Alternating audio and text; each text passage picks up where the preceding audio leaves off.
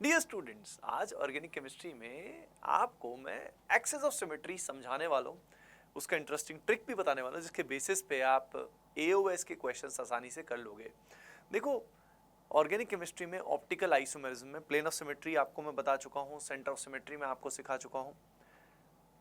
Access of symmetry जो होती है, पहली चीज मैं आपको बता देता हूँ, ये जो एओएस है, इसको शॉर्ट में एओएस बोलते हैं, इसका ऑप्टिकल एक्टिविटी से कोई भी रिलेशन नहीं होता है। तो जैसे कि ऑप्टिकल एक्टिविटी का रिलेशन पीओएस एंड सीओएस से होता है, एओएस से इट इज नॉट इंटरलिंक्ड। ठीक है, अब ठीक है, चलो ये बात तो आपने क्लियर हो गई कि उससे लिंक्ड नहीं है, ये अपने को ध्यान रखना है।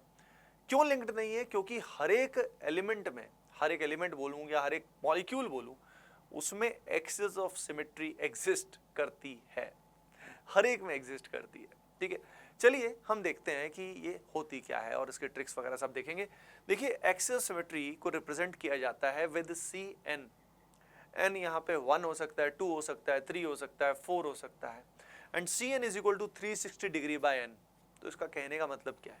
कहने का मतलब ये है कि भाई मान लो हम C1 पुट करते हैं यहाँ पे n की वैल्यू पे, तो C1 आ जाएगा हमारे सामने 360 डिग्री। इसका मतलब ये है कि अगर हम किसी एक्सिस के अबाउट 360 डिग्री घुमा दें मॉलिक्यूल को, कितने डिग्री? 360 डिग्री, और अगर जैसा वो पहले दिख रहा था एग्जैक्टली वैसा ही दिखे, तो हम बोलेंगे कि वो एक्सिस C1 है, यानी वो एक्सिस ऑफ सिमेट्री है। जैसे कि मैं बताता हूँ, जैसे मैं खुद, ठीक है, अब आप वाई एक्सिस को इमेजिन कर सकते हो कि जो मेरी खोपड़ी है इसके बीच से ऐसे जा रही है, ठीक है, Y axis, and just imagine that. अब इस वाई एक्सिस के अक्रॉस मैं खुद को अगर रोटेट करता हूँ, कितना डिग्री? 360 डिग्री।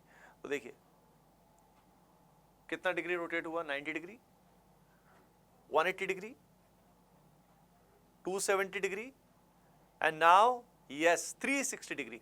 तो 360 डिग्री रोटेशन के बाद जैसा मैं पहले था बिल्कुल वैसे के वैसे उसी स्टेट में मैं आ गया। तो ये जो y एक्सिस है, ये मेरे लिए, मेरी बॉडी के हिसाब से वो क्या हो गई?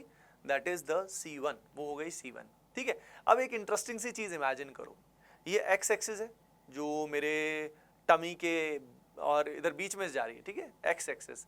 नाउ जस्ट इमेजिन, अब मैं ये दिखा नहीं पाऊंगा, ठीक है, क्योंकि डेमोन्स्ट्रेट करना पॉसिबल नहीं, बट यू कैन इमेजिन, और आपको बड़ा फनी लगेगा। जस्ट इमेजिन मैं x एक्सिस के अबाउट रोटेशन चालू करूंगा। अब x एक्सिस के बाद रोटेशन चालू करूंगा तो किस डायरेक्शन में रोटेशन होगा? इस डायरेक्शन में रोटेशन होगा। ठीक है, you can understand that.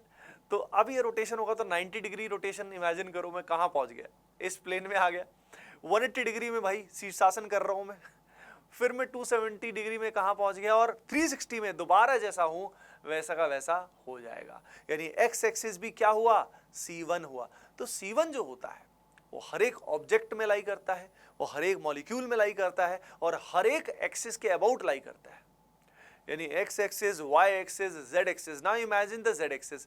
z axis कौन सी है? ये वाली एक्सिस। इमेजिन करो z एक्सिस के अक्रॉस में रोटेट कर रहा हूँ एक पंखे की तरह। ये पंखा लग गया, हॉरिजॉन्टल फैन है, और ये फैन की पंखुड़ी है, ठीक है, ये रोटेट कर रही है।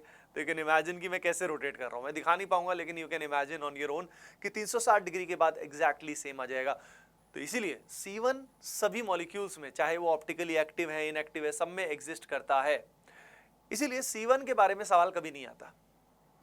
क्वेश्चन नॉर्मली अगर आएगा तो वो C2 C3 से रिलेटेड आता है। 2 जब लगाएंगे यहाँ पे तो it will come out to be 180 degree. अगर मैं 3 लगाऊंगा तो यहाँ पे आएगा that will be 120 degree, and so on. अभी जो C2 होता है इसको 2 फोल्ड एक्सिस ऑफ सिमेट्री भी बोलते हैं। C2 को 2 फोल्ड एक्सिस ऑफ सिमेट्री बोलते हैं, C3 को 3 फोल्ड एक्सिस ऑफ सिमेट्री भी बोलते हैं। आइए देखते हैं C2 C3 कैसे पहचानते हैं। ठीक है, जैसे कि ये पर्टिकुलर मॉलिक्यूल है, इसमें बोरोन ट्राई फ्लोराइड आपके पास है। अब इसको, बोरोन ट्राई फ्लोराइड को आप एकदम से कैसा इमेजिन करेंगे? बिल्कुल एक फैन की तरह इमेजिन करेंगे। जो टेबल फैन होता है ना, जो टेबल फैन ऐसे टेबल पर रख देते हैं, बिल्कुल हॉरिजॉन्टल इस तरह का होता है। ठीक है, यानी सीलिंग फैन की बात नहीं कर रहे, टेबल फैन की बात कर रहे हैं। तो टेबल फैन की ये पंखुड़ियां भैया, ये पंखुड़ियां हैं।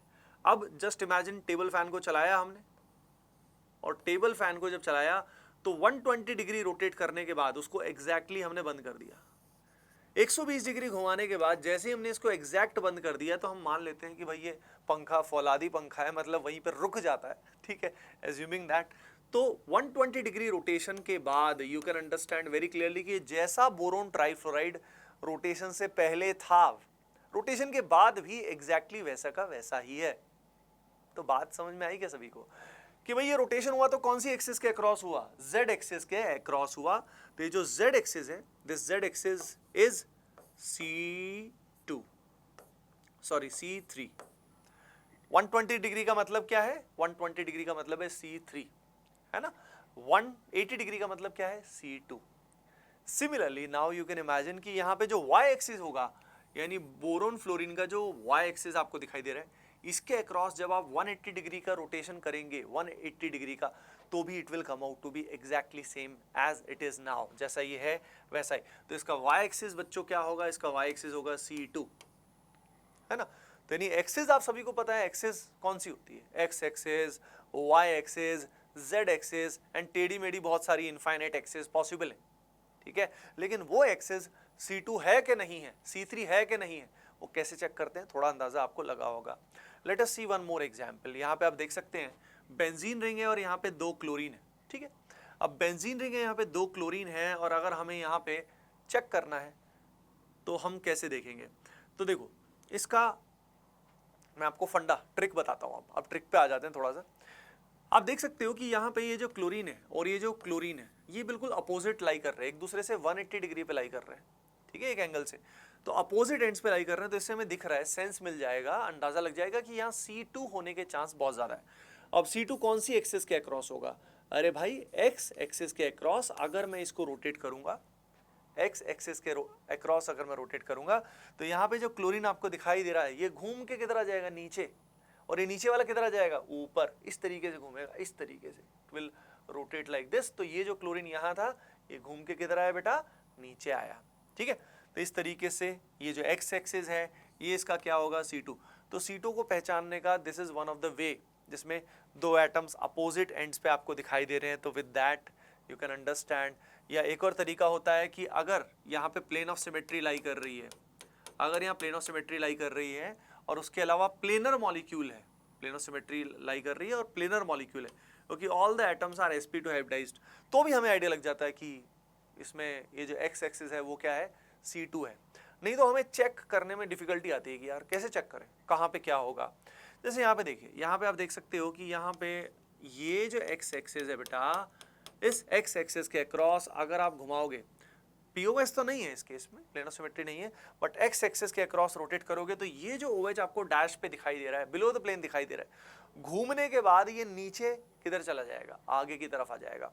यानी जो एटम पीछे है, जस्ट इमेजिन कोई पीछे है, तो अगर 180 डिग्री घुमा रहे हैं तो वो किधर आ रहा है, आगे आ रहा है। पीछे वाली चीज किधर आती है, आगे आती है। यानी ये डैश में OH जो है, अगर जब इसको घुमाएंगे तो ये जो OH है ये किधर चला जाएगा, वेज में चला जाएगा। This will go at wedge position, right. तो ये जो एक्स एक्सिस है ये इसका C2 हो जाएगा।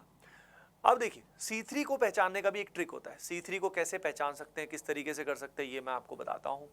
तो C3 को जैसे ऐसा पहचान सकते हैं कि अगर 3 ग्रुप्स लगे, जैसे कि यहाँ पे मान लीजिए इसको A, वैसे तो तीनों मिथाइल है, अगर ये 3 सेम ग्रुप्स 120 डिग्री के एंगल पे लगे हैं, ठीक है, और यहाँ पे प्लेनैरिटी है, तो अगर हमारा जो मॉलिक्यूल है वो प्लेनर है, sp2 हाइब्रिडाइजेशन है, और 3 ग्रुप्स लगे हुए हैं, सेम ग्रुप्स लगे हैं, इक्वल डिस्टेंस पे लगे हैं, 120 डिग्री पे लगे हैं, तो ऑब्वियस सी बात है भाई यहाँ पे क्या एग्जिस्ट करेगा, ये जो z एक्सिस है, this z axis will act as a